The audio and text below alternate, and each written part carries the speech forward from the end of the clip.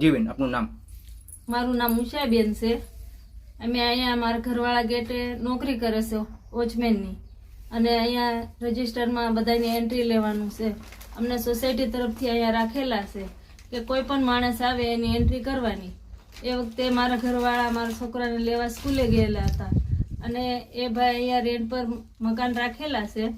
એની party આવી એટલે એની entry મેં લખી. તો એને એવું કીધું કે ભાઈ મારી પાર્ટીની એન્ટ્રી તમારે અહીંયા નહીં કરવાની, મારું અલગથી કરું છું.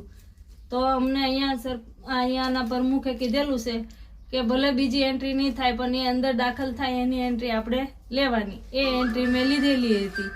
તો એને એવું કીધું કે અહીંયા તારથી એન્ટ્રી લેવાય જ કેમ, એમ કરીને મને ગાળાગાળ કરવા માંડ્યા.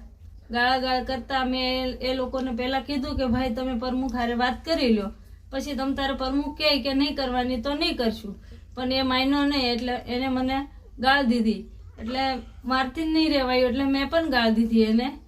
એમાંથી ને એ વધારે બબાલ કરીને લાકડી લીધી. લાકડી લઈને 3 જણે મને મારીને પછી એ જતા રહ્યા. એટલે મેં 100 નંબરમાં ફોન કર્યો કે અહીંયા આવી રીતના આ લોકો કરે છે મારી હારે.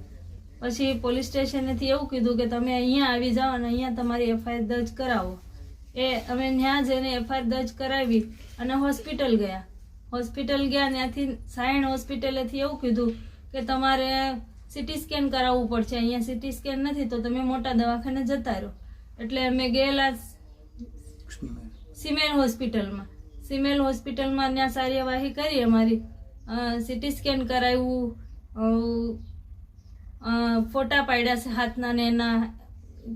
એટલું તો મને નહીં ખબર, પણ આખા શરીરનું બધું કર્યું છે, જ્યાં જ્યાં વાગ્યું હતું એ બધી. અને એ લોકોએ ત્યાંથી ગુનો દાખલ કરેલો છે હોસ્પિટલથી. પછી અમે પોલીસ સ્ટેશને પાછા કાલ બોલાવ્યા હતા એટલે ગયા હતા. એટલે એ લોકોએ એવું કીધું કે ભાઈ એની કાર્યવાહી ચાલુ થઈ ગઈ છે, તમે ઘેર જતા રહ્યો.